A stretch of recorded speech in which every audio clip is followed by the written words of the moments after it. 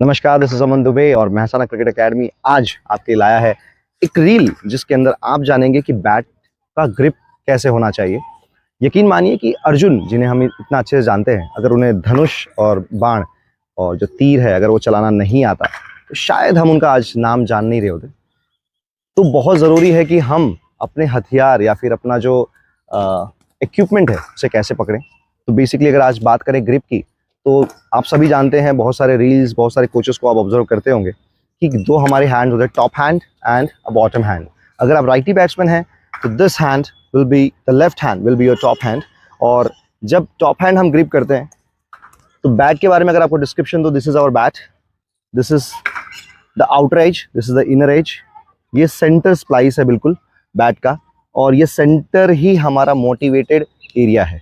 तो जब भी आप टॉप हैंड यानी कि आपका लेफ्ट हैंड जब भी आप बैट को पकड़ते हैं तो आपका जो सेंटर वी होना चाहिए, जो आपके बैट में वी बनता है, वो कहीं ना कहीं इसके बीच में सेंटर ऑफ द बैट होना चाहिए।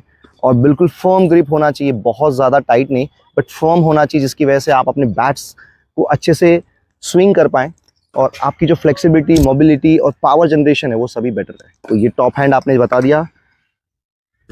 अब हम बात करेंगे बॉटम हैंड की। बॉटम हैंड इतना बेस्ट ग्रिप है, कई लोग इसे अच्छे से ग्रिप नहीं कर पाते, उनके शॉट सिलेक्शंस कॉम्प्रोमाइज़ होते हैं, बट इवेंचुअली अगर आप अच्छे से बैट को ग्रिप करना सीख गए और when you are playing the shots, अगर आप उसको थोड़ा सा इंटेंसीफाई करना सीख गए तो बहुत अच्छा होगा। जैसे कि अगर आप बॉटम हैंड की बात करें, हमारा राइट हैंड हमेशा हमारा बॉटम हैंड होता है, तो ये आउटर एज है, ये centre of the splice of the bat है।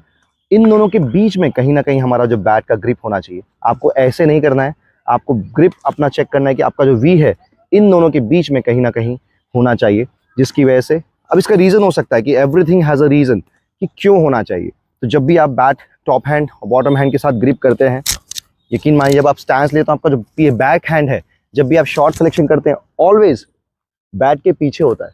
अगर मान लीजिए आपने इनर एज की तरफ पकड़ा और बैट ऐसे पकड़ा, जब भी आप शॉट सिलेक्शन करने आएंगे you are never gonna reach the ball और कहीं ना कहीं कॉम्प्रोमाइज़ होगा आपका bat.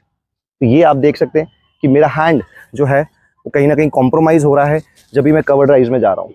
I need to adjust.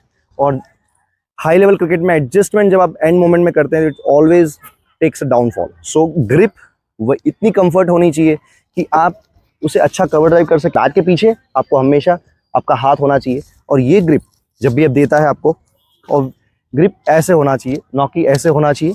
आपका ग्रिप इस तरह से होना चाहिए, ये लिया, and when you play the cover drives, ये आपका हाथ जो है आपके बैट के पीछे होगा, it will give you a push. ये हैड डोमिनेट करता है, बट इवेंचुअली जो पुश है, जो कंट्रोल है, वो ये बैट कहीं ना कहीं आपको तभी देगा जब अच्छा आपका बैकफुट हैंड होगा। Similarly when you are playing, अगर आपने बहुत ज़्यादा ऐसे रखा है तो हो सकता है आपका पुल पहुंच जाए, बट जो कंट्रोल है वो आपको नहीं आएगा, पावर है वो नहीं आएगा। If you are handling the bat over this area, तो आपका पुल भी उतनी मजबूती से आएगा, बिकॉज जब ये बैट पुल के लिए जाता है तो ऑटोमेटिकली जो उसका ग्रिप है वो फर्म हो जाता है, जिसकी वजह से आप शॉट सिलेक्शन कर सकते हैं। So this is the best way to get a bat, get a grip, और शॉट सिलेक्शन में सबसे बेस्ट है। Thank you.